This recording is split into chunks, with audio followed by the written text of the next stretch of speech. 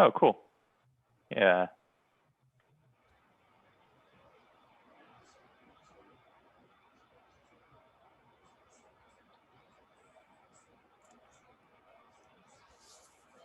From Ohio and Esterville, Iowa. Esterville, Iowa, you are just down the road from me. I'm in Sioux Falls, South Dakota.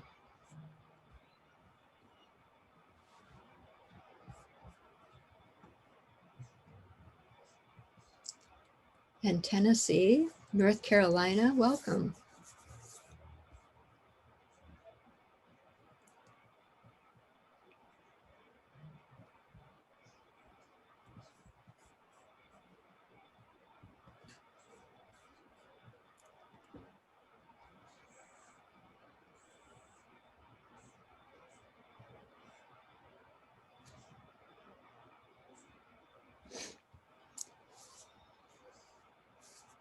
As everybody's getting settled in, my name is Cassie Soping. I'm with the Institute for Global Environmental Strategies, and I'm joined by Dr. Rusty Lowe, also from IGES, and Lisa Gardner from UCAR, and Brooks, you're from, shoot, help me out here. The Space Science Institute. Space Science Institute, thank you. And Teresa Schwerin, also from the Institute for Global Environmental Strategies. We'll be starting in just a couple minutes, so if you need to get a beverage or a quick bio break now before we start, we have a lot of great information and fun to share with you today.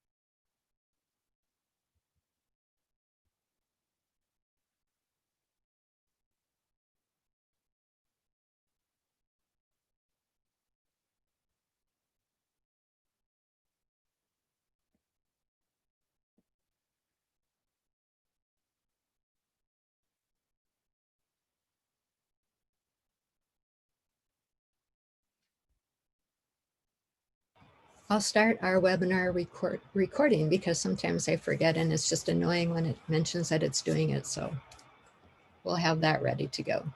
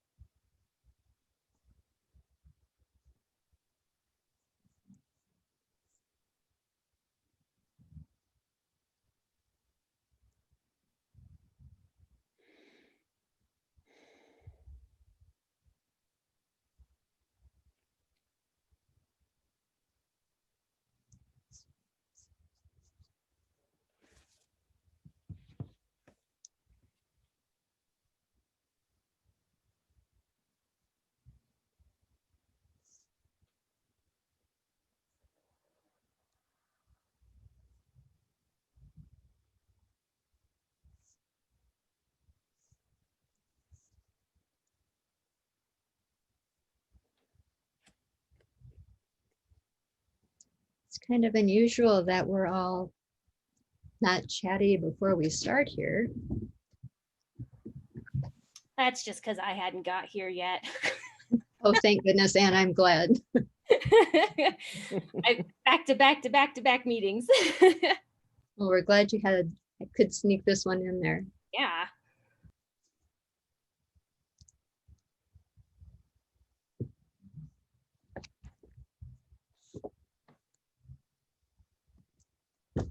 Well, my computer clock says it's 2 o'clock, and I think that would be a good sign for us to get started. Welcome to the StarNet and GLOBE Mission Mosquito NESIC IGES GLOBE training today. My name's Cassie Soping. I'm with the Institute for Global Environmental Strategies. And I'd like to welcome you all and to our panelists, Dr. Rusty Lowe, Dr. Lisa Gardner, Brooks, Anne, and Teresa Schwerin. Just jumping right in, I'd like to introduce Dr. Lisa Gardner, our scientist, author, and illustrator, sharing her Zika Zine with us. Lisa's, we're all in the chat, so if you have any questions, please put them in the chat and we'll get to them as we're going through. Dr. Gardner is a science writer and an illustrator who leads various education projects at the UCAR Center for Science Education. She creates educational experiences about weather and climate for blogs, websites, museums, interactives, curriculum, and books.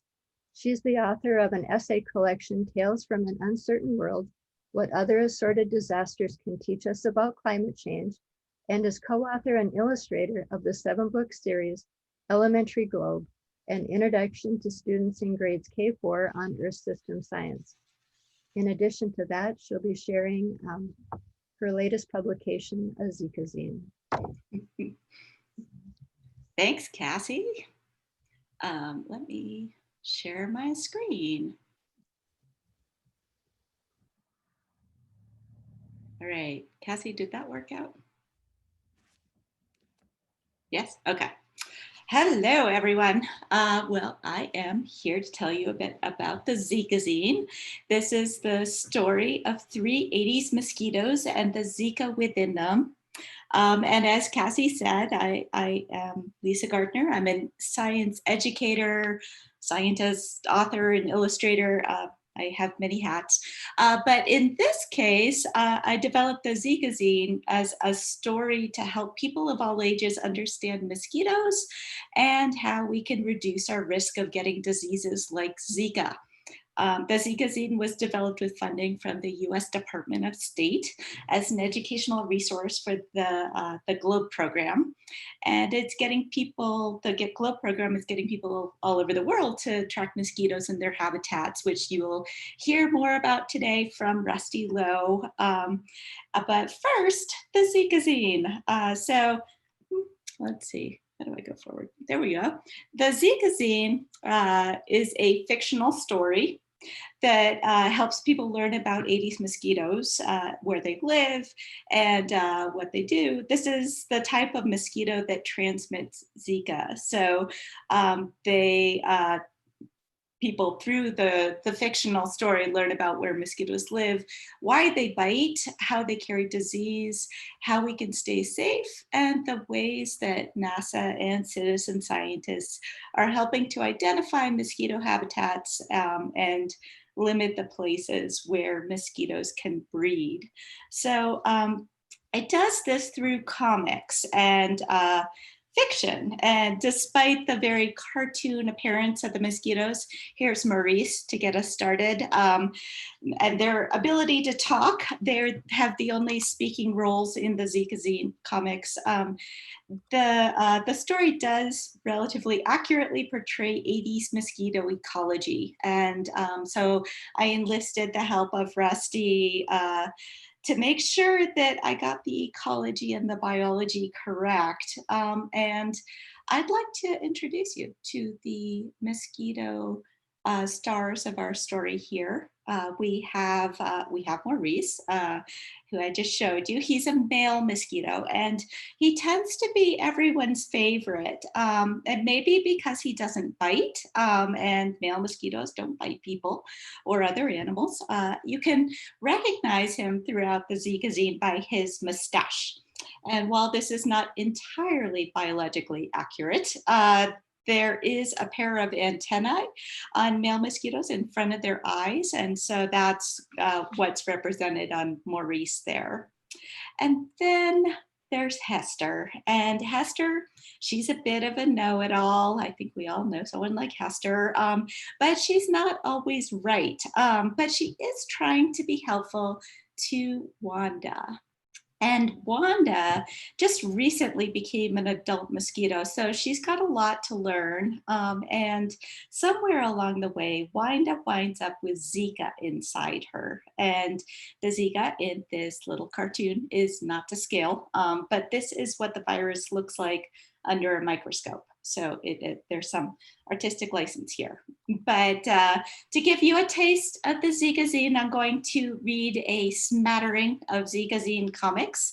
I'm very aware that my audience here today includes librarians who are probably very gifted at reading stories aloud, including comics and having funny voices. And while I personally have a funny voice, I don't have a repertoire of funny voices. So my apologies. I'm sure you would do a much better job than I can do today. But to get us started, here is the Zika Zine Part 2.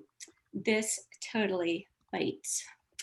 Congratulations on becoming an adult, Wanda. Thanks, Hester. I like being an adult, but I'm also not sure how to choose someone to bite. I can give you some pointers. Notice that Wanda is reading from the Mosquito Handbook, How to Be a Mosquito. See the large person in dark clothing? Ooh, yes, I am drawn to him. I bet his blood is tasty. That kid smells nice. She would be great to bite. Noticing this kid here is fidgeting, which makes carbon dioxide and lactic acid. She also has smelly socks, which is very attractive to mosquitoes. Yes, but look at that person sleeping. Splat! That's mosquito netting, Wanda. You can't get through. Didn't you read that in the handbook? What's that horrible smell? Oh no, that guy has DEET. Let's get out of here. Now for the Zika Zine Part 4. Maurice, the astronaut. He has big dreams. What are you wearing, Maurice?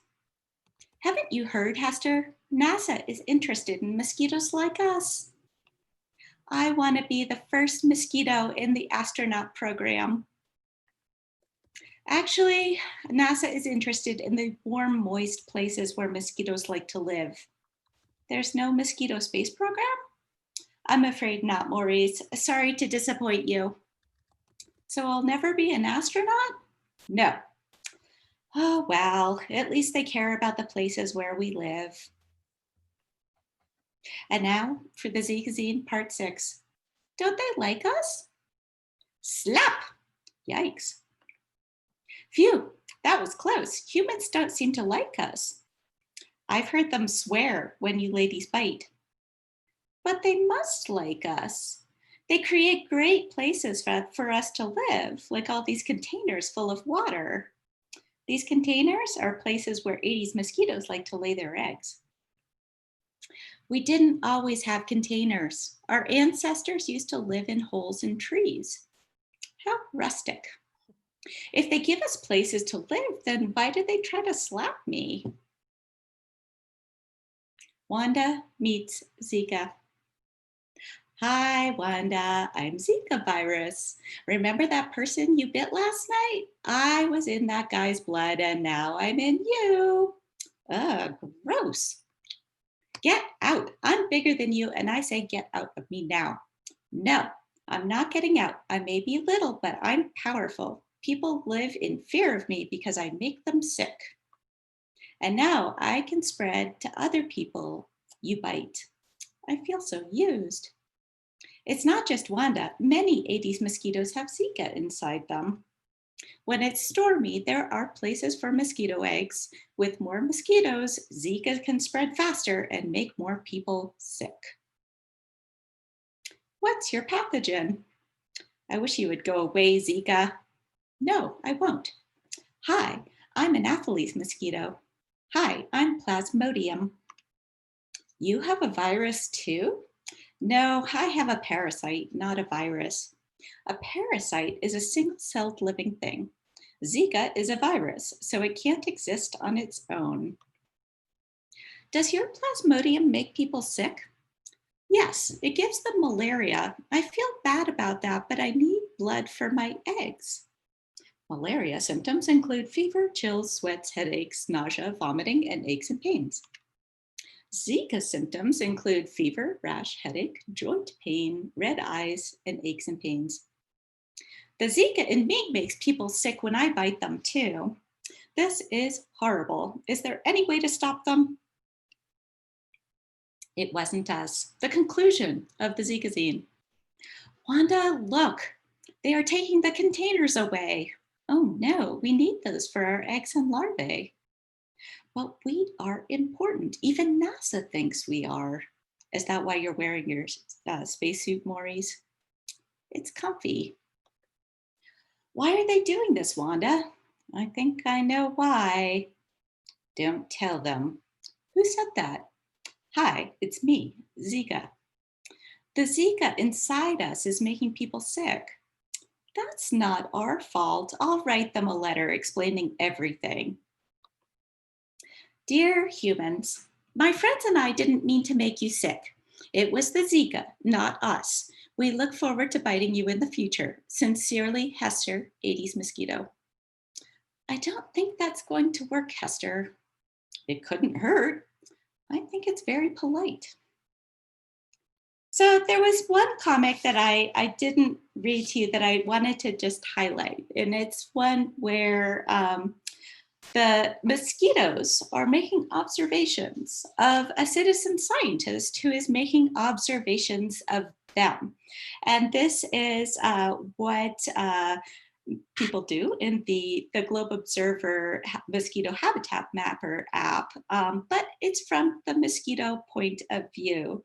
So you'll see here that the citizen scientist is observing an old tire that has some water in it and mosquito larvae, and she uses a dropper to suck out some larvae out of the tire and put the little larvae on a white plate, and they don't know where they are or what they're doing there. And then she looks at them up close with a magnifier on her phone, and she is then identifying them and counting them and putting them into a database so that people all over the world are doing this, and scientists and others can understand where mosquitoes are breeding and help stop the spread of Zika. So you're going to hear more about this from Dr. Rusty Lowe in a few minutes, but I wanted to point out that this is in there and from a very different point of view than you might operate as a citizen scientist, but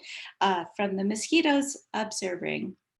So in making the Zika Zine, you'll notice that everything in the zine is from the mosquito point of view, including that citizen scientist bit. And there are humans in parts of the story, but they don't talk. They have non-speaking roles. For example, the guy that we saw with the bug spray doesn't say a word.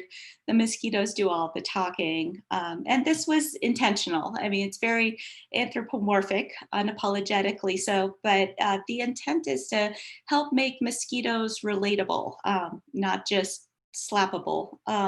And so to make the Zika Zine, I needed to learn more about mosquito ecology and also Zika disease ecology. So I went to the mosquito section of the Globe Observer website, and there's a great resource library there if you're looking for background information on the science. And so that helped me learn more about mosquito ecology. I also tried out the app, and we don't have a lot of mosquitoes where I live, but I was identifying other things with my little magnifier. And then I talked to Rusty about what aspects, what parts of the mosquito lifestyle she thought would be most important to communicate. And so that then turned into the Zika Zine. And you can download the zine at this URL, syed.ucar.edu. This is on the website of the UCAR Center for Science Education, where I work. It's also available in 10 languages because it was a Department of State project, and we wanted it to be accessible to people in all sorts of different places in the world where there are mosquito-borne diseases like Zika. And let's see, there are also online some coloring pages to help students and your library patrons learn more about how to draw a mosquito and make their own zine. So I hope that's helpful. And again, the Zika Zine was developed as an educational resource for the GLOBE project, and it was with funding from the US Department of State. So thank you all very much, and I'm glad to be here, and I hope you enjoyed my complete lack of funny voices in reading that.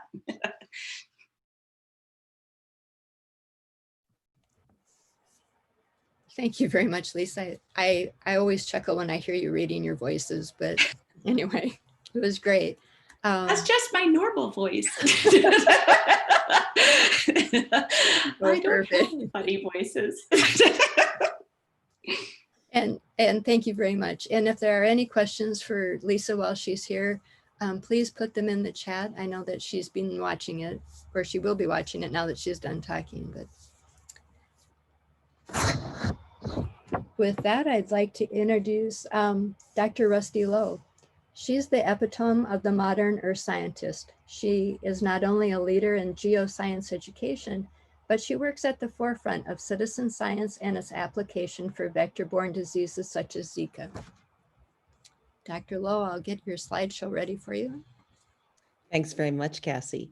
And I'd really like to welcome all the StarNet participants here, the librarians, people who are interested in learning more about mosquitoes and about these vector species that can potentially cause disease. I think that the GLOBE Mosquito Habitat Mapper project is one of the I think, emerging citizen science projects that are taking on the burden of disease in humans. And so it's a really important project to become involved in. It's also a pretty fun project, as you'll see in a minute. And we're just going to get started now. And let me tell you what we've done to make this presentation a little bit shorter. What we've done is we've created some video segments, particularly when we're looking at the mosquitoes, because it takes a little bit more time than I think you might want to spend trying to look at mosquitoes and turn them over and things like that. So we're going to do a kind of a hybrid here where we'll do some talking live, and then we'll also show some video segments. So when we show the video segments, I'll be watching the chat as well. So feel free to ask questions.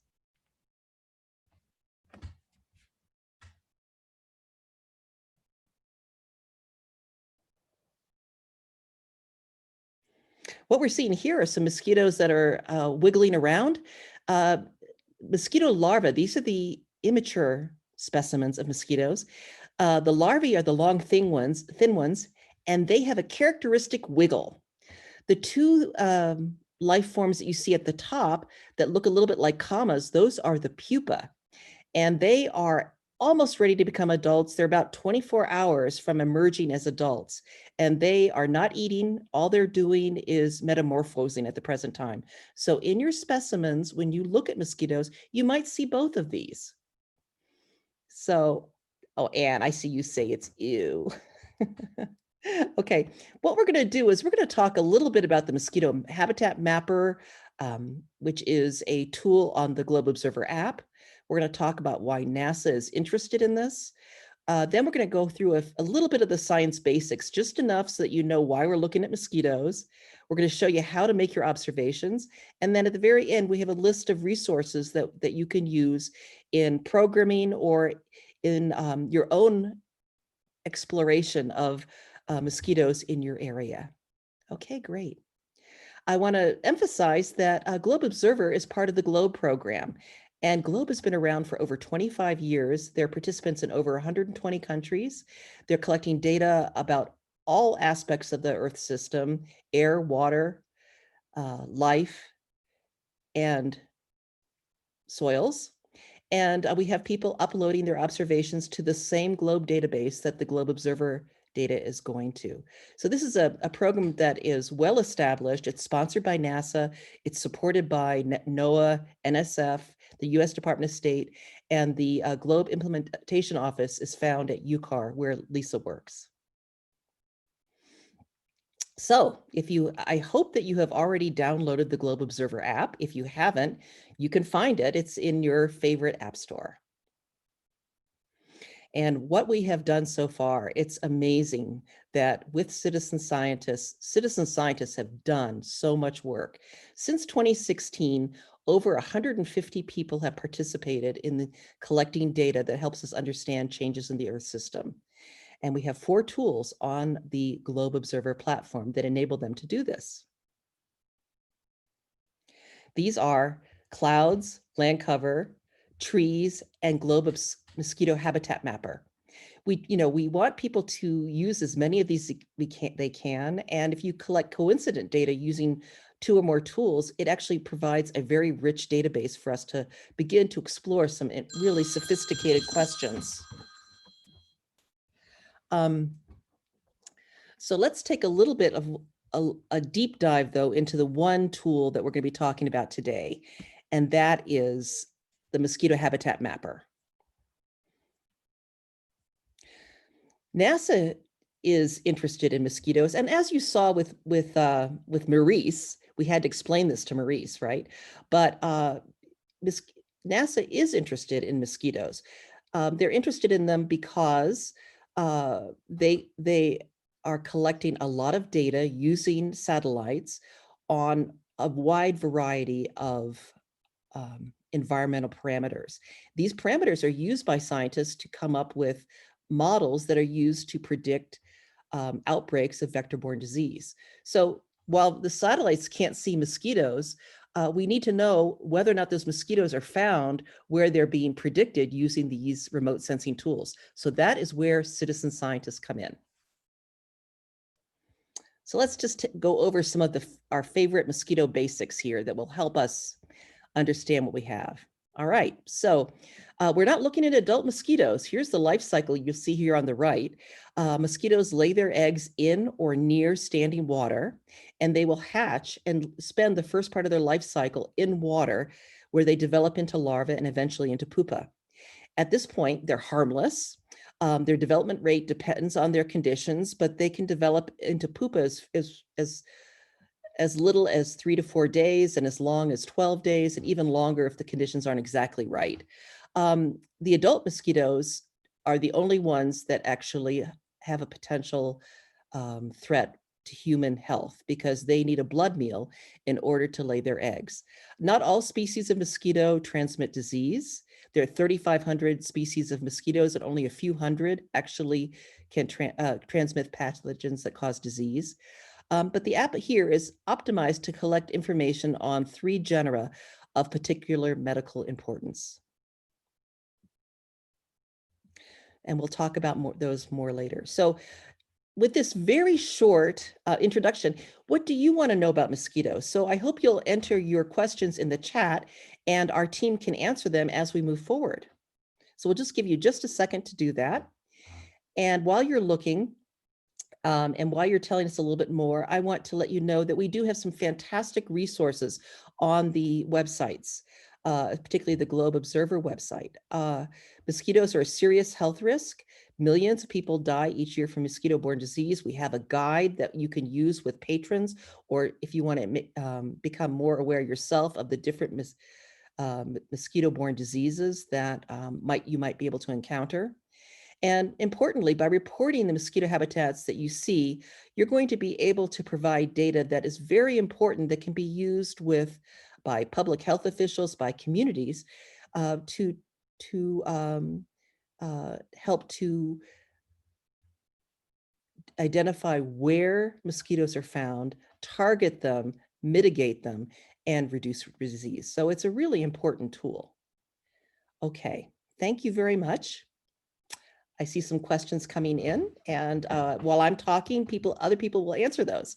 But here's the most important thing: if you're going out to collect mosquitoes, or if you're working with some patrons, be sure to protect yourself from mosquito bites. This is the same advice I would give anybody who's just going outside to play volleyball. You want to be sure to apply a EPA registered insect repellent, including such products as a DEET or a Pectin. These are 2 really effective repellents. Be sure to wear long sleeves, long pants and socks. Cover your body so there's fewer places for bites. And you can also treat your clothing with permethrin, which actually does help to repel mosquitoes sort of in a cloud around your body. So that's really good. Okay, so now we're moving on. Let's look at the Mosquito Habitat Mapper workflow. So there are a few basic steps to the app. First, you're going to report the habitat and that you see. Then you're going to sample and account. And then you're going to photograph your larva using the in-app camera access that you have.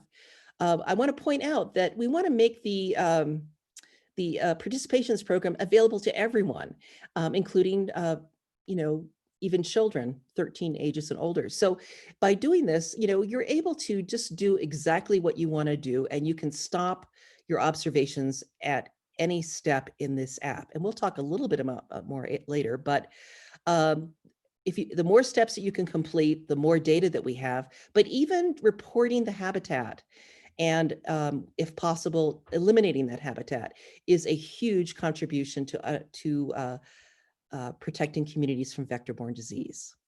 Okay, thank you so much. Let's go forward. Here, this is just a quick screenshot of the tools that we can use to identify mosquitoes. So you'll see we have a mosquito sample that we obtained. We have the mosquito habitat mapper that we're going to use the in-app dichotomous taxonomic key. We have the mosquitoes on the plate that we're ready to look at using the clip-on. We have a few toothpicks that we can use to manipulate the mosquito, and a pipette to suck away some water. We can also use a little bit of paper for that. All right.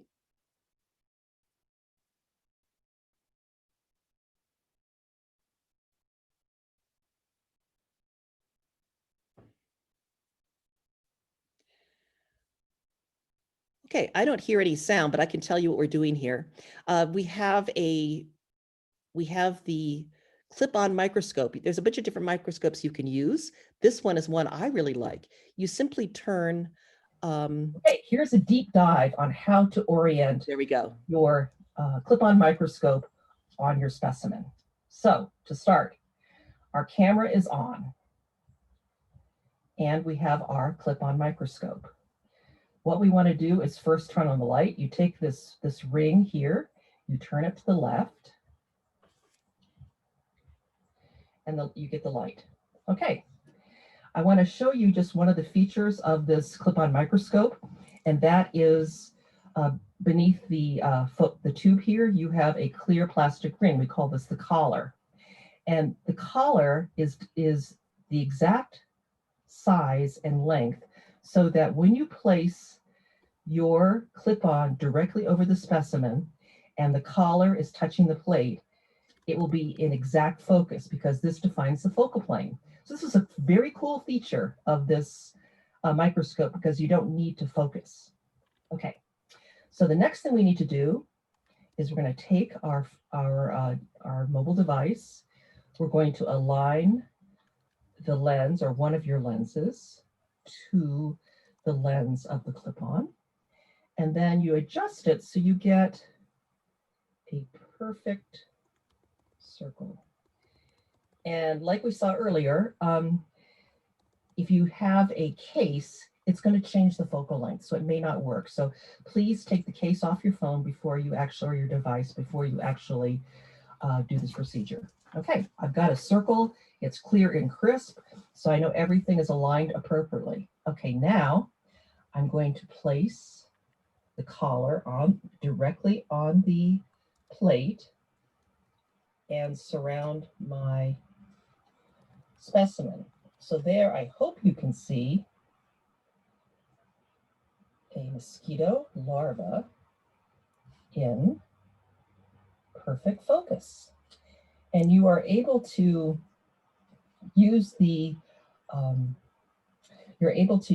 zoom in your camera to get a closer view of some of the features that we will be using when we determine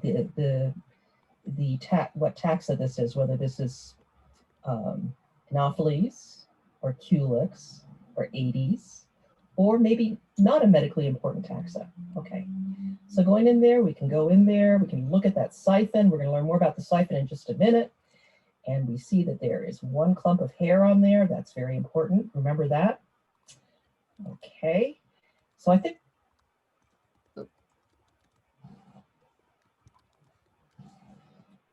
okay, here's it.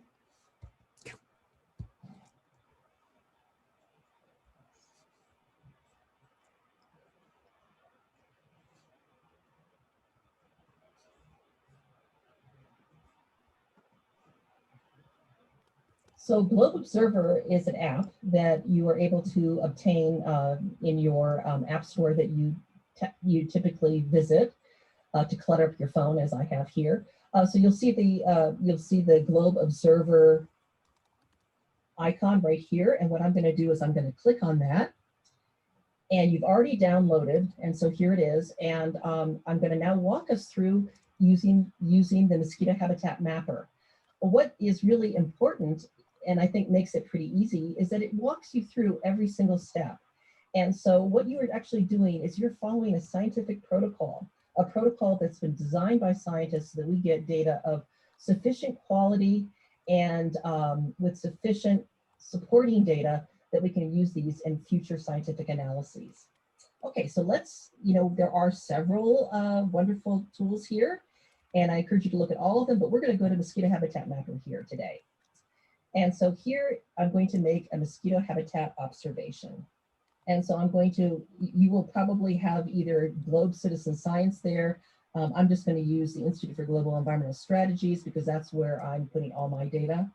And the first thing you get is your phone's internal clock, and its built-in GPS receiver is going to populate this frame. So you'll have the date, you'll have the time, and it will provide location coordinates. And so I know those are pretty accurate, very accurate, because that little red dot there that you see on the map, that is exactly where my house is. So you can see I'm surrounded by Buckingham Park on 3 sides. I'm going to go to the next step. And it says, what is the source of the water? Well, the water was not a lake. It was not an artificial container. It was not a tree hole or a coconut shell or another kind of natural kind of container. But it was actually a stagnant area right next to a stream, a very small creek. And so the water ponds up on the side. It's still, and mosquitoes typically find that as a nice place to breed because it's separated from the rest of the water. So I'm going to choose that. And then it says, what is the source of the flowing water? It's a creek. And then I will take a photograph of the site, which I have done. So now I go next. And then the next question is, are the mosquito larvae visible? And I think I showed you that when I was at the creek that day, I had my sampling cup and I looked in and there were no mosquitoes. But today I have gone out again and I have obtained another specimen, and I'm happy to say that these mosquitoes, which were found in a container, are in fact available, and we can say that we see them. So we're going to say here, yes, we see mosquitoes in the water.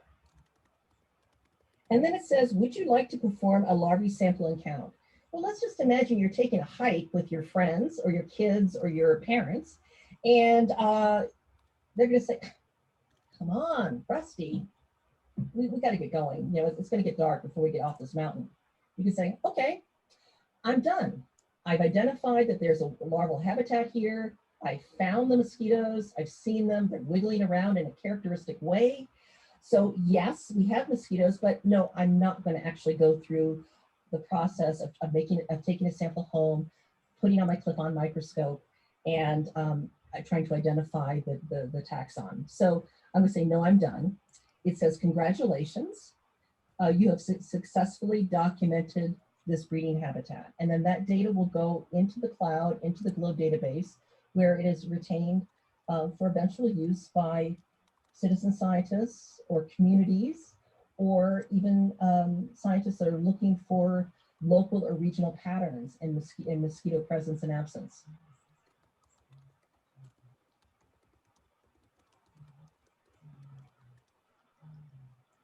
So I'm just what I'm gonna do here, this is a place where I found mosquitoes before. So I am going to try here and see if I can find any. What you do is you draw it, you take the dipper and you skim from the top of the water. And you pull it up.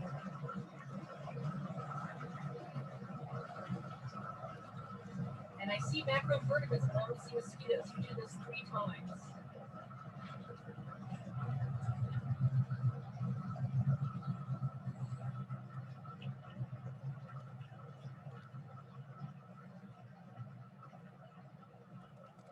Nothing there either.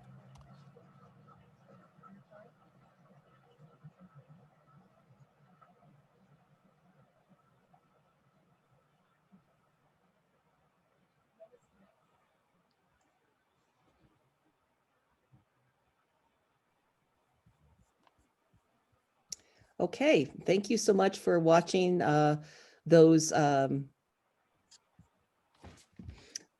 videos of sort of varying sound quality. I really appreciate it. Note that you can use the clip-on microscope that we showed you there, but there's also, for about $19 or $20, you can get a USB, it's actually a magnifying lens that you can attach to your to either your phone or to a computer. It's expensive. These can go up to 1,000 power, and they're really, really good. And if you have access to a binocular scope at a, in a classroom, this is also a really great option, but it's not something that everybody has. So we really have been promoting the use of the clip-on because they're relatively inexpensive and very portable. So we're now going to talk about what can you see when you're looking at a mosquito through your microscope. There are all different parts of the mosquito that we are looking for. You can see really quickly in the diagram below, there's a head, there's a thorax, which is usually bigger than the head and separated by a neck. You see a bunch of abdominal segments, and then what we call the tail, or the terminal abdominal segments, have a bunch of features that we use in our key that help you identify whether or not you might have one of 3 medically important genera. And that's the siphon, something called the saddle, and we also look at the saddle's arrangement to the anal brush and other hairs. So we have in this presentation here, you can just see how complex this identification key. It takes you from one step to another, but before your eyes kind of roll into your head, you don't actually have to remember this because the app takes you step by step through this process. So here are the steps, but rather than sitting and trying to read them, let's just actually go through them together. Okay, now that you've seen the flow chart, I think you have sort of a broad overview of what we're going to do. When we're looking at the key, the first thing we're going to do is we're going to take a look at the siphon, and we're going to try and describe that siphon according to the steps in the key. So the first step in the key asks us to look at the siphon and determine whether or not it is very sharp, like for piercing plant tissue, or if it is blunt, or if it is long and cylindrical. So looking at this critter here, I can say that it's long, and but it's not really cylindrical. It kind of is a little bit bulbous. I like to say it's kind of blunt. So that is a characteristic that lets us know, okay, we can keep going. This is potentially one of the medically important genera. There we go. Now we're going to try and look at some of the characteristic attributes, morphological features on that siphon to tell us what we have. So I am going to focus in just a little bit. So what you're going to find when you're looking under the microscope and looking for these features, you're going to find that you're going to have to manipulate your specimen just a little bit because they're 3-dimensional, and your camera on your phone and your microscope are providing sort of a two-dimensional image. And so sometimes you can't see everything the way that it is oriented. So I'm going to show you right here. The first thing that I can show you, I'm looking for pectin, but in this orientation, I don't see it. But on the left of the siphon, you're going to see some hairs coming out. Okay, and it's multiple hairs. There is one hair, and then there's a tuft of hairs, which you can call CJ if you want. There's another hair right there. So there's at least 3 or 4 hairs. There's another hair towards the base there. And then you'll see right next to that siphon, laying kind of on top of it, you'll see what we call the saddle. And then there's some clear things sticking out of that, and those are the anal gills. So you can see all these things here, but in order to continue with our identification, what I'm going to have to do is I'm going to have to roll this guy over a little bit and see if we can get a view where we can see the pectin. Okay, so we have now focused in a little bit, and I am honestly, I'll just tell you, I'm having a little bit of trouble finding the pectin. One of the reasons why is that this is a very, very dark siphon. And usually we will be able to see it because it will refract light a little bit differently. If you can get it to lay on its side, you can actually see it as a small row of almost like regular teeth-like structures. So that's really different than these hairs that we see on the siphon, which are not regularly spaced. They're, you know, you've got a siphon, and you've got, a setae here and a single one here, and so on and so forth. But the way that the light is bouncing off of the siphon, right in the middle there, I am pretty sure that that is pectin. And so for the purpose of this observation, I'm not sure, but I'm pretty sure. So I'm going to call that pectin, and maybe we can find another example of pectin later. But what we see, which is absolutely beautifully displayed in this view here, are the things called the comb scales. And you'll see those right at the top of the siphon. There is a row of 1, 2, 3, 4, 5, 6, 7. You can see 7 of them. There's probably, I don't know, 11 or 12 or something of those guys, but you can see them really clearly. Let's get it really clear. Yeah, there. And so looking at the comb scales, the amount of comb scales, and the shape of the comb scales is another feature that we're going to look at in our key. So here you can see there's a single row of comb scales, and they come to a point. Let's now talk about the saddle. The saddle is sort of the big, almost squarish thing you see in this picture. It's right above the siphon. And it's a little bit darker because it's a little bit, it's the tissue there is just a little bit thicker and harder. And you'll see that the siphon is not completely circling the end of the segment. What you'll see is that the saddle there is about halfway around. And if you sort of think of that like an upside down horse, you'll see that you're sitting at the bottom of the saddle there. And then the top part is the bottom of the saddle. Okay, that doesn't really sound like it's very good description, but anyway, you have to use your imagination. But anyway, if this went completely around the terminal segment there, you wouldn't see a little bit of that white tissue there. Instead, it would be that darker stuff going all the way across. If you flipped it over, it would go all the way around. So what we have here is a saddle that partially encircles. It is not pierced by hairs. It is just there. And what we do is we see a series of hairs there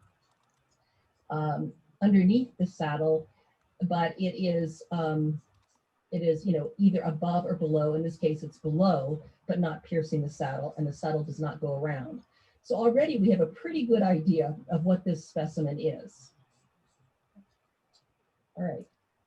Okay, I was able to flip everything over, and now I'm able to show you the feature that we were looking for, which is the pectin. Now I want you to compare this with the hairs that you see. Do you see the hairs that are at the top of the siphon there? That is a tuft of hairs. You see over here, there's two setae, a couple hairs here. There's some hairs that are coming off underneath the saddle here. And then we have a big clump of hairs here. We call this the ventral brush. So remember these things because we're going to talk about these. This is a close-up now of the of our siphon. And I want you to think about the hairs you just saw, and then I want you to focus in on that little row of sharp, spiky protrusions that we see on the left-hand side of the siphon. Those are the pectin. Now, you have to kind of work a little bit to get it to the side view so you can see it very clearly. But also, if you are looking at the siphon and you see kind of like a pattern of light that is refracting, that shows that there's little bumps on the siphon, you can sort of take that as indication that that's probably 80%, 90% chance that it is pectin. And so if you can't really quite see it, I would encourage you to continue going on in the key. And then if you see all the other features, you're going to be safe in making your determination. But that is what the pectin looked like, and that is a really good view. So here we see 1, 2, 3, 4, 5 protrusions. You can see there are usually at least that many. Sometimes they're more. Sometimes they go along the entire length of the siphon. Okay, that is great. What a good picture. And now I wanted to show you. Here we go. So now we are focusing our attention above the. You can see the pectin on the edge of the siphon there. But what I want to call your attention to now is the terminal anal segment, which we can also call the tail. And what you see there is the saddle. And when I first showed you the saddle, I said that you can, what you want to determine is whether or not it goes all the way around that tail section, that anal segment, or whether or not it goes partially around. Here you can see that you have a sort of a dark black, almost boxy thing, and then above that you have lighter tissue. The dark boxy thing is actually the saddle. The lighter tissue is the anal segment. And so we can tell from this picture that this is a saddle that only partially goes around the anal segment, and that there is the ventral brush, which is a big clump of hairs. And that clump of hairs does not pierce the saddle, but instead it's found underneath it. So these are all features that we can use to identify the specimen. And finally, if I can just move this over carefully. There we go, okay, back there. You can see in this line up here too, is that you can see very clearly those comb scales that we identified earlier. Here they are located right above the siphon again, but they are, you can only see a few of them because of the way that the way that this is oriented. But you can see that these particular guys come to a point. Okay, there's one more thing that I'm going to look at now just to make sure, because this is such a nice specimen to look at. And one of the things that we're going to look at a little bit later, and I'm just going to show it to you now, is when we're testing for what kind of Aedes species we have. We're going to look at the hairs that are found, alongside the. And so here you'll see the little clumps of hairs or setae. And what you will see here is that there doesn't appear to be anything dark, like a hook or anything like that. It looks like the hairs are just sprouting directly out. I'm ready to go to the key, and we can now begin to go through that flow chart we saw, and we can identify our specimens. And I wish I could do this by showing you two things at the same time and comparing and contrasting. That's difficult, but this is one of the cool things about the Mosquito Habitat Mapper dichotomous key, because it provides you pictures at every step. And so when you look at the pictures, just remember what you just saw.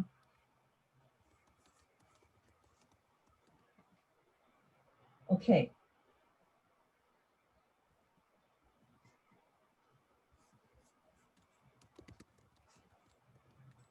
Now we are actually going to go and identify mosquitoes from this other site. So it says, next step, larva identification advanced. Once again, this is not something you have to do, But if you're interested and you think it's fun, it is really important. And we'll talk a little bit more about that, why. We just looked at a mosquito up close and personal, and we are ready to identify. And so you've seen all those specimen features up close, and now it's our turn to go through and put this data into the GLOBE database. So I'm in the app, and I've already described the habitat, and now I'm going to record this mosquito for posterity. So the first thing I'm going to do is I'm going to photograph the larva, and I did that. And so now I'm going to go through the key. Okay, the first thing we need to do is verify the mosquito larva. And you saw a mosquito with the mouth parts and the antenna. You saw the head separated from the thorax. You saw the abdominal segments. And then we looked very carefully at those terminal segments to determine whether or not we had one of the medically important taxa. And I'll just give you a spoiler. This picture here has a long, thin siphon, what we call a cylindrical siphon. And this is typical of what we expect to see for culex, although culex can also have short blunt siphons as well, but this is a typical culex. You can't kind of miss it. Okay, so what we're going to do now is we're going to walk through the key. And so we're going to say, yes, this is a mosquito larva. So I'm going to click on that. And now we're going to look at the siphon, which is the air tube. And we've looked at that in great detail. And so we've already looked at the siphon. We know that it has a siphon present. So we're going to collect that. You are asked to take a close-up photo of the abdomen if you can, and I did that. So I'm going to say I'm done taking photos. And now we're going to look at the siphon shape. And it says here the mosquito larva siphon can take different shapes. Some are very sharp and pointed. Some are cylindrical, like the one we just saw in the app, and some are what they call spindle shaped. And I think a better word for that is probably sort of blunt and short. But you can look at the siphon that we had and determine one of these. And so in the app, you can actually, if you can't remember, here's some pictures. That's a pointed one, modified for piercing tissue. There is a close-up of it. Here's the cylindrical siphon that you might expect to see with culex. And here's a close-up. And there is a what they call a spindle-shaped or the blunt siphon. And that's what we saw in the specimen that we looked at close-up. So looking at this picture, I'm going to say, yes, that is either cylindrical or spindle-shaped. And now we're going to look at the pectin. And so this picture shows you what the pectin looks like, where you can find it. In the app, it shows you here, this picture here just shows you, hey, those are hairs, not pectin, because pectin is regular and short. And hairs can be typically irregular, and they can be found all over the place. Okay. So here's an example of pectin like we saw when we were doing the live microscopy. Here's another picture of pectin where, like I said, here it's a little bit harder to see. That's what we were seeing in the first view. You can kind of see that's a little bit different lighting. You can kind of see some dots. That's also another way you can see pectin. It really just depends, and here's more pectin. It just really depends on what the view is. This is a three-dimensional thing, and we're looking at it in 2D. So it's going to look differently, and it takes quite a bit of skill to immediately see that. Okay, and there's pectin again. So I'm going to say, yes, I see pectin. Okay, the next thing is to describe the hairs. And what we saw is, do we have multiple tufts? We did see a single hair or no hair. So single tuft, single hair or no hair, or multiple hairs or tufts. Now we're going to look at the saddle. And the saddle is the part that is wrapped around the anal segment. You can see maybe in this picture a little bit better what they mean when they talk about a saddle. It looks a little bit like a horse saddle.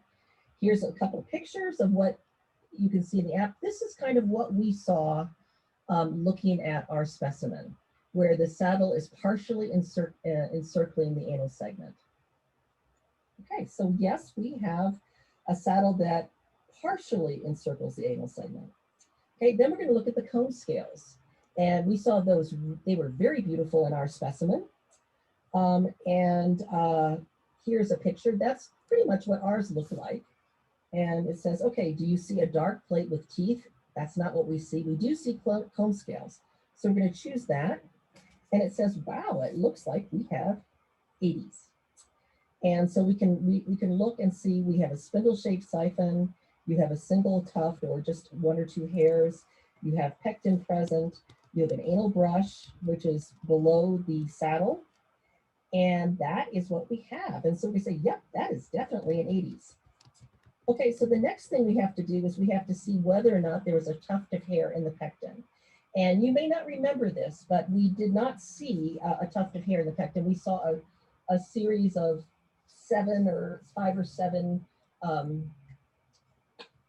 little spines that are part of the pectin, and there are no hairs in it. So we're going to say no, there is no tuft inserted in the pectin.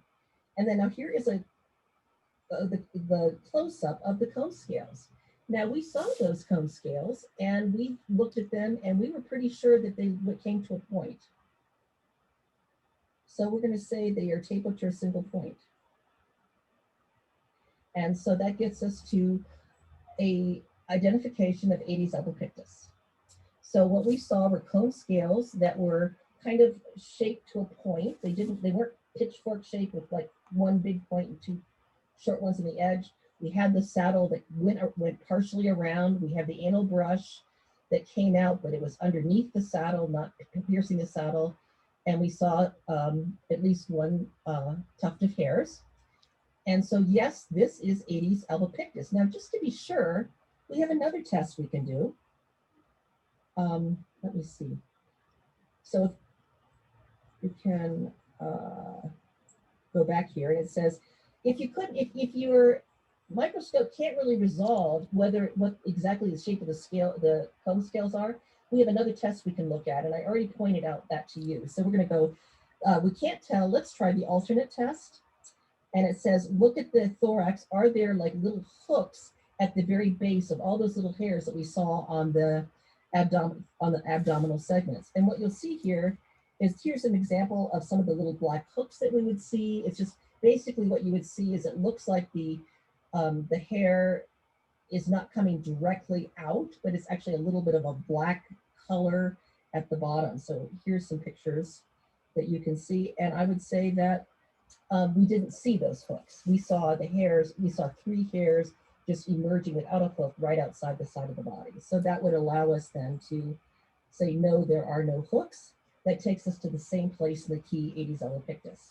Your photos of the habitats and your mosquito photos.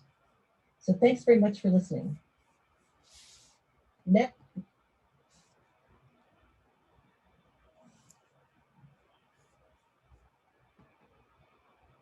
When you're done with your identification of the taxon that you're looking at, you are able now to report your data that you have collected in the app.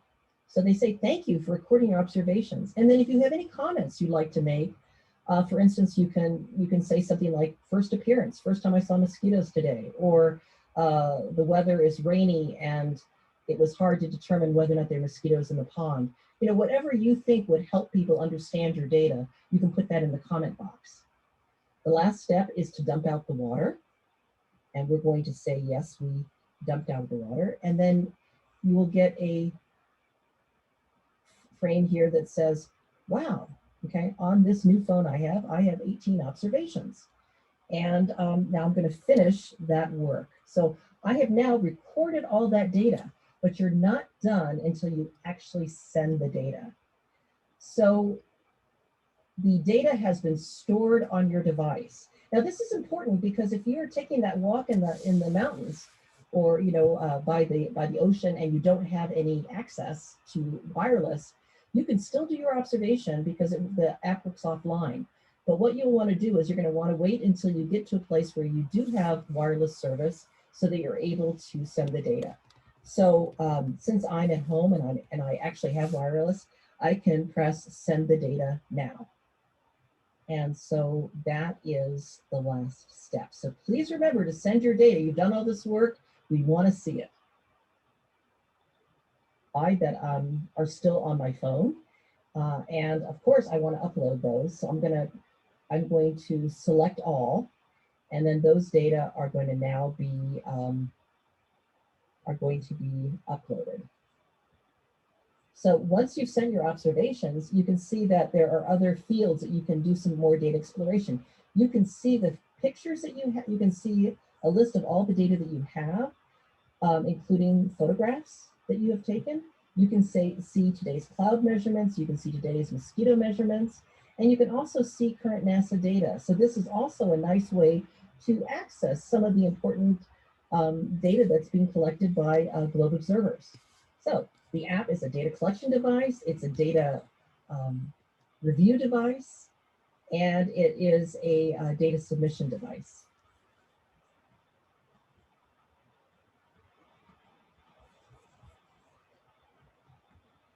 So now we have completely gone through the key.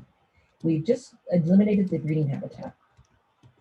And what I wanted to tell you about this is that this last step, eliminating the breeding habitat, we're collecting data, whether or not that's possible. If you did sampling like I did in some stagnant water next to a creek, you're not going to be able to eliminate that habitat, right? I don't want to eliminate that water source. I'm going to say no. But if your mosquito specimens are found in a container like a flower pot or a tire or a bird bath or a water jug, you can do something. There might be 10 or 100 or 1,000 mosquitoes in that particular habitat. And if you dump out the water, you are keeping those larvae from becoming pupa and then becoming adults. And that is, when you're doing that, you are protecting your community from disease.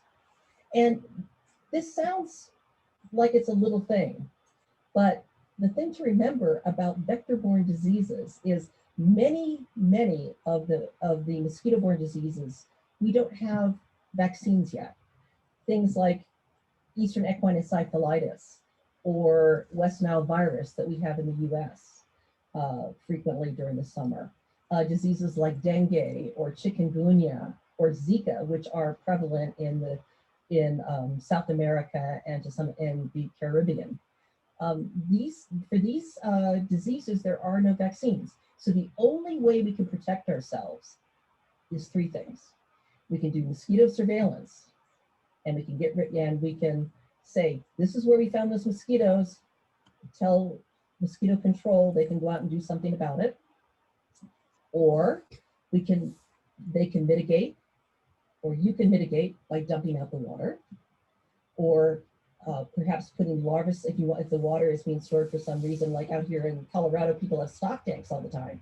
And if you don't want to have 1 million mosquitoes in your stock tank, you put a dunker, which is basically a little larvicide cake that doesn't affect animals, it only affects mosquitoes.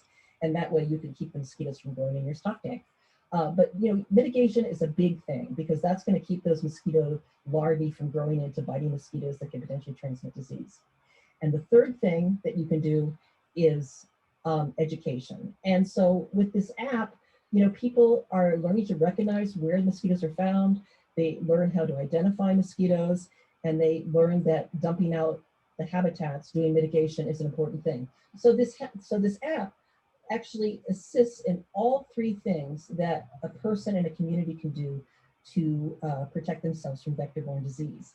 So I hope that you will become an agent of change in your own community and help protect people from disease by using the Mosquito Habitat Mapper. And I'm really excited. I can't wait to see some of the pictures that you send in of your habitats or the mosquitoes, the pictures you have of the mosquitoes. It's going to be really exciting for me to see those coming in. So thank you very much so now we have completely,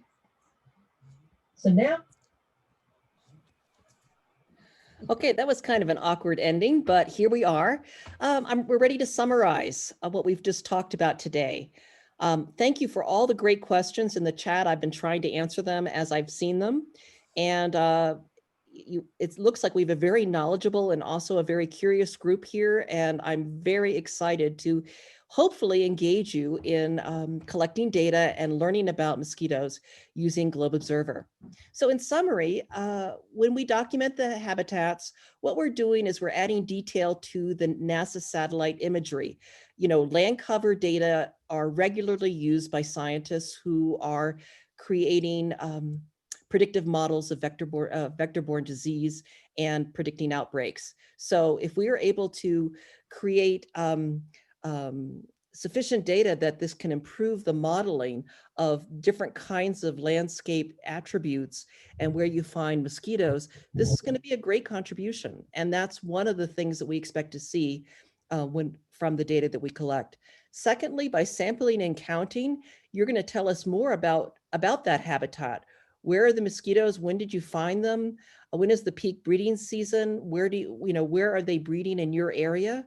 And a cursorial investigation of the mosquito habitats around the world has demonstrated that in different places, we see some habitats being used more than others. So that's very, very interesting, and that's important data also for our mosquito control organizations in our municipalities.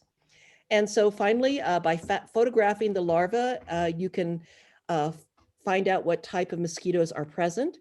And here's one other thing is if you photograph the larva and for whatever reason, maybe your device, your clip-on device isn't giving you enough detail. Maybe you have a dark pectin, so you're unable to see the pectin, or you're not able to see the pectin on the siphon.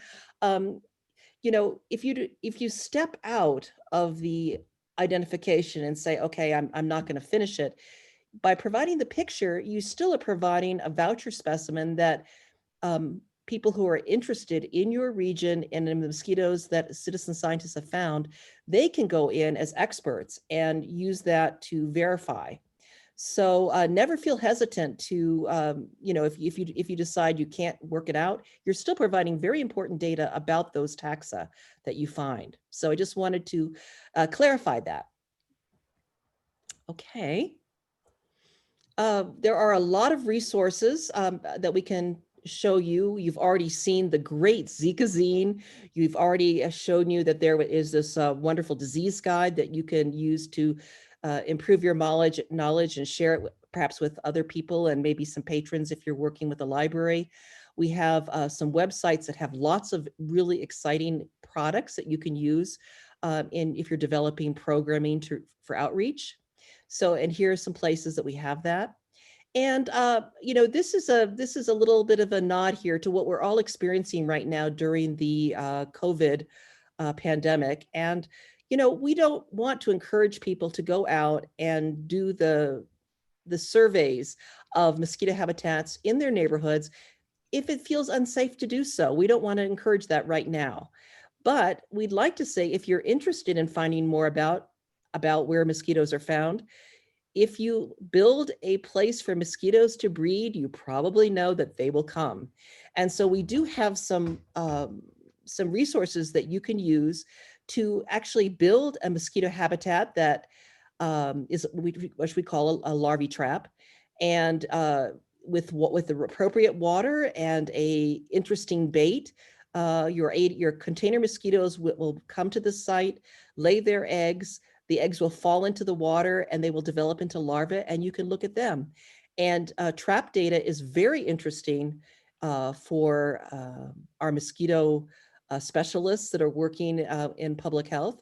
In fact, that's how we actually quantify most of where we find mosquitoes in our communities, is through trapping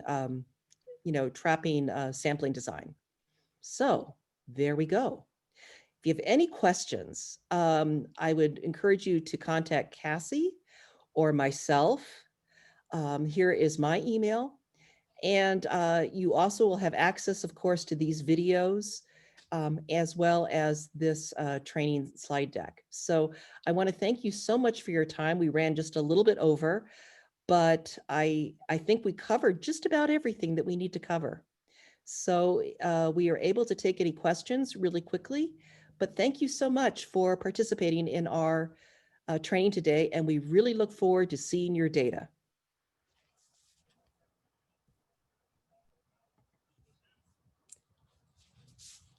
And we'll stay on the line just a little bit longer if you have any other questions to type them in the chat. But we really appreciate you spending some time with us and learning about Globe Observer Mission or the Mosquito Habitat Mapper. Thank you, Rusty. You did a great job. My pleasure. Okay, John has a really great question here. What sort of areas are the most neglected in these surveys? Great question. And the answer is, you know, there are a lot of habitats that are just found around houses. And it's rare for, in the US anyway, it's rare for mosquito surveillance workers to go into yards, find those habitats and mitigate them. In South America, in places like Rio de Janeiro and some other places where there are really serious outbreaks of things like yellow fever and dengue, they actually, because they know these places are hotspots for finding larvae, they actually do go into people's yards. But this is one thing that we can do here in the US that can make a big difference. Other places are the things that are what we call cryptic habitats.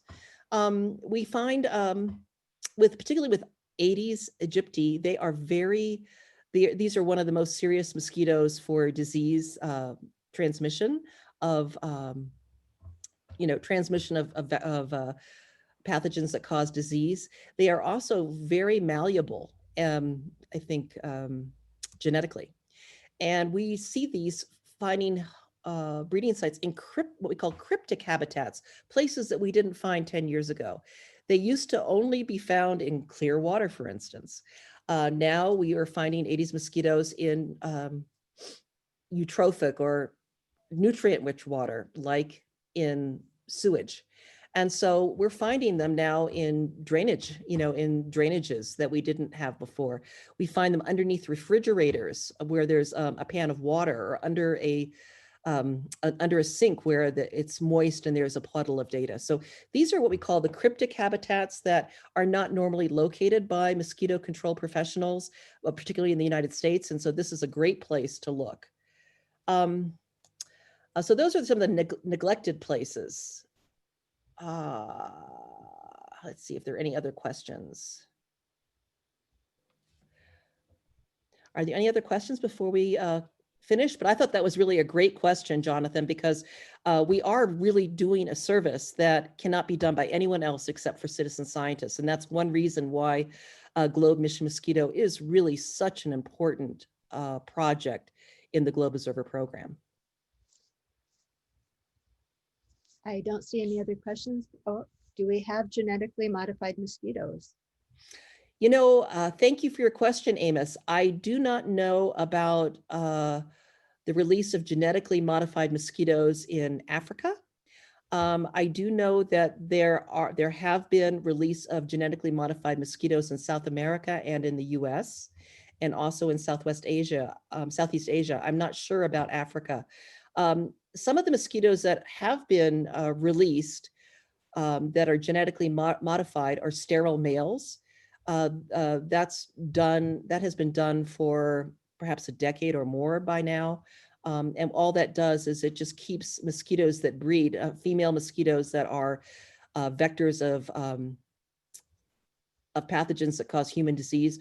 What it means is when they mate, they don't have viable offspring. So that's a really great way to do that. Another thing that is done in several places around the world, I think the two places that it's been done the most is in Malaysia and in Brazil, is treating mosquitoes as larvae with Wolbachia. It is a bacteria which is otherwise harmless. It is carried by many mosquitoes naturally, but it was not originally carried by the Aedes aegypti mosquito. And so they have inoculated these specimens with that and released them into the wild. And this causes the mosquitoes, while they still can bite, they are incapable of transmitting a number of diseases. So this is another really promising approach. that's about all I can say about that. It's a really specialized field, and there's lots of things happening all the time. So I'm going to defer to people who are more authoritative about those things. All right. Well, again, thank you all for staying on and asking questions. Rusty, thank you very much for another excellent presentation. Thank you. It was a pleasure.